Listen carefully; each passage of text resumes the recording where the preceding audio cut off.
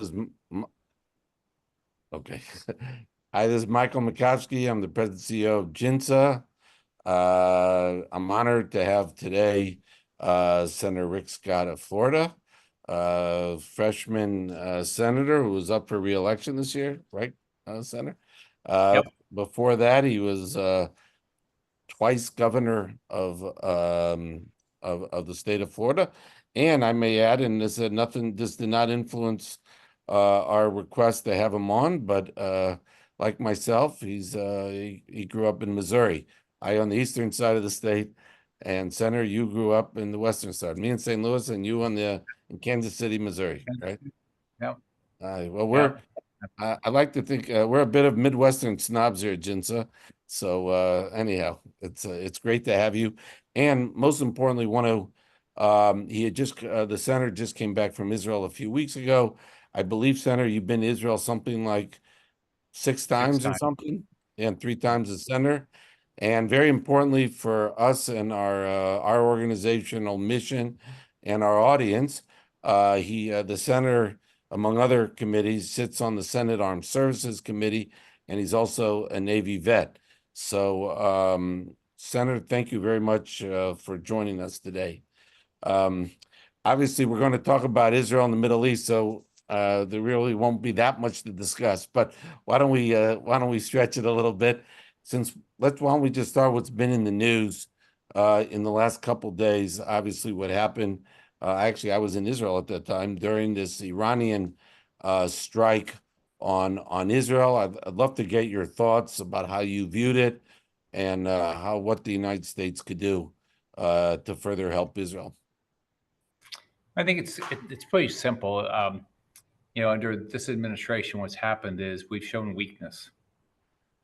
So just look around the world. Russia invaded Ukraine, China's threatening Taiwan, now Iran has a direct attack against Israel. So I think it all comes to weakness in American leadership. Um, I just got back 3 weeks ago from Israel, and it was sad and uplifting.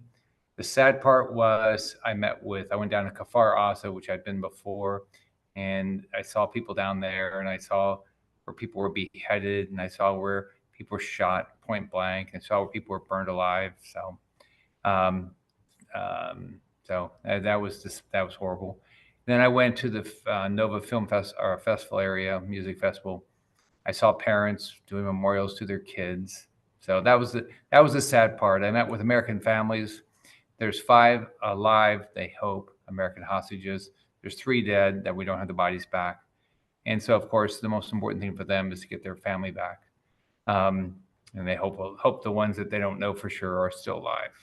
We don't actually know who is hostage is alive or not. That's the sad part. The uplifting part is you just talk to everyday Israelis, and they're energized to defend their freedom. They know that they're attacked for one reason: they were Jews. I met with the Prime Minister Netanyahu, and Gallant, and other members of war council. I met with IDF, and so you see that there's a direct. They know what they're doing. They're going to destroy Hamas, whatever the United States does. It's really bad what Democrats are doing right now. One, they voted against the Israel aid 4 times. Number 2 is having Schumer attack Netanyahu. I mean, the only democracy in the Middle East, and he's attacking him. Why isn't he attacking the Ayatollah? And then Biden, doesn't appear that he's actually really committed to the defense of Israel. So all that's the negative. So I think that's why you had an Iranian attack, and then Biden, the latest puts out that that Israel shouldn't defend themselves. So what I think Israel ought to do is demolish everybody that wants to hurt them. So it's pretty clear Hamas wants to kill them because they did. It's pretty clear that the Iranian government wants to destroy them because they tried. So if I was Israel, I would do everything I can. And as an American, first as an American, second as a U.S. senator, I would do everything. I'll do everything I can to support Israel. I think it's disgusting what they're doing. I think Iran's got to be held accountable. If they're not held accountable, this is not going to stop. Whether it's Hamas does it, Houthis do it, Hezbollah, direct attack, it's not going to stop. Qatar's got to be held accountable. Qatar can't try to be, oh gosh, we love your military base. We love having to come in and have lunch. But by the way, we're gonna host the leaders of Hamas, and we're gonna support Hamas that went and killed all you guys. I mean, that's so. I think we need to think about our base there and our relationship with Qatar. They can get the hostages out today if they wanted to. They don't care. So I think we got to do that. I think we got to support Israel. We got to get the aid done. We got to be clear-eyed in this. Iran is our enemy. They chose that position. We didn't choose to be we didn't choose them. They chose to be our enemy. So let's do everything we can to support Israel. Yeah. Okay. There's a lot to unpack there. First of all, I want to thank you. Obviously, you have an excellent record of supporting Israel, and I know I speak for everybody. I'm watching and want to say thank you very much for all your support for Israel and the U.S. Israel bilateral security relationship. Let me ask you on a couple of things on the Iran issue, on the Qatar issue, on the thing. On the one hand, we saw really an unprecedented, it seems like, cooperation in the last couple of days with CENTCOM, with the U.S. military working with Israel. Do you think if there's an Israeli response, which we still don't know yet if there will be or not, but it suggests, do you think the U.S. should be working with Israel? Because as you kind of suggested, the administration has pretty much said, Israel, if they want to respond, we're not helping you. We don't even think you should respond. Well, let's think about it. Let's act our own self-interest. Are American citizens better off if the Iranian government is destroyed? Yeah. Are the American citizens better off if Hamas is destroyed? Yep. Are we better off if Israel is able to defend itself? Yes. So that makes the decision pretty easy. Let's support Israel, and break my little heart if they destroy the government of Iran. And I'm waiting for the day that they can say that every Hamas fighter is dead. I mean, obviously, the U.S. hasn't even always retaliated strongly to when U.S. forces get attacked in the region, which has also been a problem. What did you find in your perch in the Armed Services Committee? Have you understood why that is the U.S. policy in this under this administration? I mean, they're weak. They're appeasers. I mean, Biden's a weak person. He's a weak president. I mean, he's an appeaser. Sullivan, Blinken, they're appeasers. I mean, they think, oh, I know you hit me in the mouth, but can we just have a conversation? No, if you hit me in the mouth, I'm going to break your jaw, right? So, I mean, it needs to be as simple as that. I mean, if we don't show strength and act with strength, it's going to get worse. I mean, look, Biden's only been in for 3 years and 3 months. Look how bad it is. I mean, what's going to happen the rest of the year? And we know now that the director of FBI said, we have terror cells all across the country. I mean, we're in trouble. I mean, we need somebody that's going to start standing up against thugs and terrorists and criminals and drug people. I mean, this is crazy. Yeah, are you worried, I guess, given the porous border of the last few years about Iran having agents here in this country or Hezbollah and so on that could attack They do. US? I mean, they have to. I mean, first off, look at how many Iranian citizens have ended up here. They've never been vetted, right? And they're just let in. I mean, we let in 70,000 people out of Afghanistan. We brought them in on our planes unvetted. We don't know where they are. I mean, this is like stupidity. So, I mean, I have a house. I don't let anybody into my house. Okay, why would I want people coming to my country? I mean, give me a break. I think we ought to protect our citizens. That means we have a secure border. That means if you want to sell drugs, if you're a criminal, if you're a terrorist, stay home. Okay, and if you end up in our country, we're going to put you in prison or deport you, or both. Let me go back to about on the you made a reference. By the way, before I ask, do you give Biden some credit on how he responded on October 7th and the supply of weapons? Yeah, I think that his initial reaction was very positive. I think that's great. I think so far. I mean, I think he's from the standpoint of the troops, the ships and stuff in the Red Sea. I think that's positive. I think the negative is why are we worried about the citizens of Gaza when they're holding American hostages. I'd say you guys want humanitarian aid. First off, why isn't everybody else in the Middle East doing it? Why isn't Egypt opened its border? Why is Qatar not paying for this? Why aren't they sending their troops in there to do this stuff? Why do you expect Israel should do this or Americans should do this? I mean, it's your neighborhood. If you think this is important, go do it. So I want to ask you about Qatar. But one more thing on the Iran thing. How do you? It's been in the news, obviously, because of what's happened over the weekend with the Iranian attacks. There might be some movement on the supplemental aid package to Israel. But maybe the House might disconnect it from Ukraine. Could you explain where we are about getting this passed and breaking this impasse? You think? Well, let's all remember that I don't care what rhetoric you have out of the Democrats, they all voted against it. They blocked it. We forced a vote, and every Democrat voted against Israel aid. It's as simple as that. The existing package that the House passed on last October would have been on the president's desk for his signature weeks ago, but the Democrats all voted against it, and other times we brought it up, they blocked it. So Democrats don't want Israel aid. I don't know why. They don't care to support Israel. The latest is that Speaker Johnson is talking about doing these as individual bills. Yeah. I don't know what will happen. I haven't seen it. Then they're talking about putting them all together to bring them over here, which I think is crazy.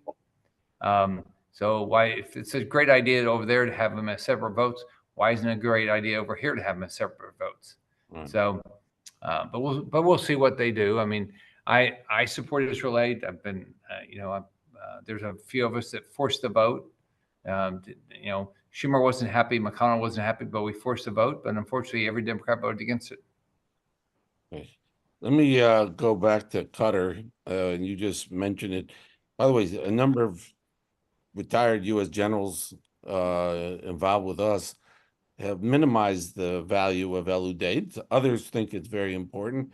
You mentioned you think if Qatar really wanted to,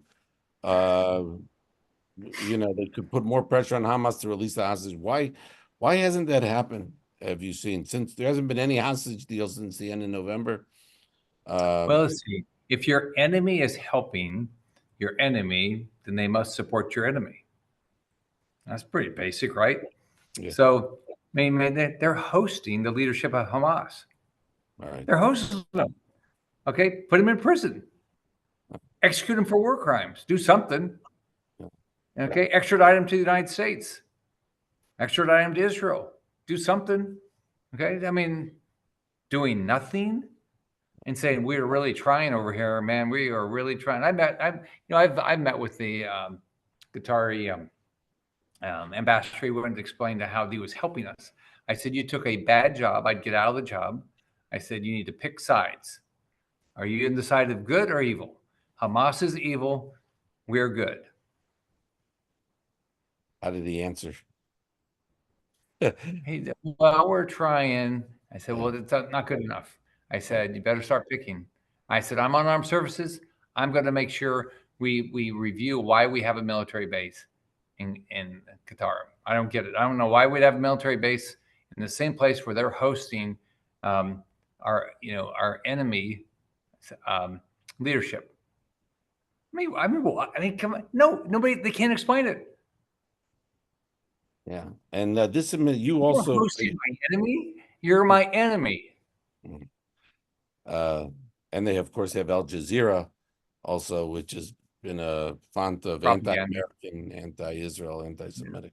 Do they lie a little bit? Yeah, they don't put out the truth. You, I think, have brought up, and I think it's important for people to hear, but maybe you could just raise this about. I think you said that unless Qatar has become more helpful, genuinely helpful in releasing the hostages, which include Americans, let's not forget, that we should reconsider, the president should consider renouncing the designation of Qatar as a major non-NATO ally. Is that right? Is that? Why would they? They're not our friend if they're doing this. So why would we call them a major non-NATO ally? I mean, why would you give them that designation? Don't give them any legitimacy. I mean, if they want to host our enemy that are holding American hostages, that killed Americans and killed Israelis, how can this even be complicated? This is so simple. They're hosting our enemy. They should get nothing from America. You get a sense that the Pentagon has is more invested in the Qatari, or is there unanimity, you think, in the executive branch, or do you think the White House is different than the Pentagon on this issue, or what's your Well, the sense? Pentagon cannot be different than the White House, Right. right? We have civilian leadership, and the way the military works in this country is the military leaders report to the White House. The White House makes the decision. The Pentagon has no rights. You get a sense that in your interactions with the U.S. military officers that they would like to see a more robust U.S. posture in the region against Iran? Sure, they know the difference between good and evil. Yeah. I mean, Israel's good, Hamas, Iran, Hezbollah, Houthis, are evil. So they know the difference. It's not that hard. All of our parents taught us this stuff. I mean, you said that President Biden, deserved credit on how he responded on October 7th. How do you explain the change, at least in the rhetorical posture, with the administration? I'll just give one example. I mean, the president just had the Iraqi prime minister in the White House. Netanyahu is yet to come into the White House since he's been reelected. I think the end of December, actually, since he became prime minister again. It's a little surprising, isn't it? Yeah, it's not surprising. I Yeah. mean, the Biden supports Iran. I mean, look at he had the dictator from Colombia who was part of a terrorist organization before he was president at the White House. It's true. So I mean, look, Biden is horrible. I mean, he's crazy. He makes no sense. Who he picks as his friends. So the Brazilian president Lula also has been very supportive of Iran. What do you think? I think now that Ramadan is over, we'll see what happens with Iran now, if Israel responds, how they'll respond. But I'm assuming that the Israelis are going to turn soon again to Gaza. And you've been making reference to that about the last bastion of Hamas is in Rafah on the border. What would you like to see the U.S. position be right now? Because the administration made it clear they don't really want Israel to go in force in Rafah. Do you remember any military victories Biden's ever had? I don't. Oh, he didn't even serve. Yeah. So I wouldn't listen to Biden about any of this. I think the prime minister and his war council need to do what's best for Israel. So I'm hoping they go in and destroy every member of Hamas. It's good for the whole world. It's good for Egypt. It's not just good for Israel. It's good for Saudi Arabia. It's good for everybody.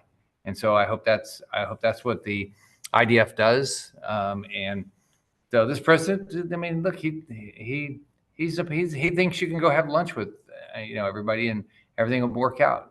So if that was true, we wouldn't be sending weapons to Ukraine. We wouldn't put all this effort into Taiwan. We wouldn't be doing what we're doing to support Israel right now. Look, I know from your office that we've reached pretty much the end of our time. Let me ask you one final question, if I may. Do you see a chance to, given what you've already said, for Republicans and Democrats to kind of work together on some things about improving on the bilateral relationship, whether it's on military aid? Do you see any change in how you perceive Democrats on this? Are there ways the two parties could work together to support Israel It's not right that now? hard. Democrats have to say they're going to support Israel. Yeah. So it's real simple. Right now, they don't support Israel. It's real simple. So if they decide to support Israel, then this is actually pretty easy. If they continue the position there where they oppose Israel, nothing's going to happen. I'm not going to work with people that oppose Israel. Okay. The people that oppose Israel are wrong. Okay. Well, look, I was told you had a hard stop at 2:40 Yeah. Eastern. You gave us an extra minute. I very much appreciate it, Senator. I appreciate all your strong support of Israel, and we hope we could have you back again, and wish you a lot of I luck. look forward to it. Thank Take you. care. Bye-bye. Thank you very much. Thank you. I want to thank everybody for joining us today for a brief webinar with Senator Scott. We look out for we will continue to have other webinars with Democrats and Republicans on the Middle East and U.S. policy in the Middle East. And also want to alert you to webinars this week, including with General Norkin, previous Air Force commander, on Thursday. Keep looking out for your emails. Thank you very much for joining. We appreciate your participating in GINSA events, and we appreciate all your support for GINSA. And also at this critical time, we ask you if to continue, for those who are supporting us, to continue supporting us. Consider increasing. Those who haven't supported us to please support us as we try to advance U.S. positions in the Middle East, including in help restoring Israeli security and the U.S.-Israel, advancing the U.S.-Israel security relationship. Thank you very much. Have a good rest of your day.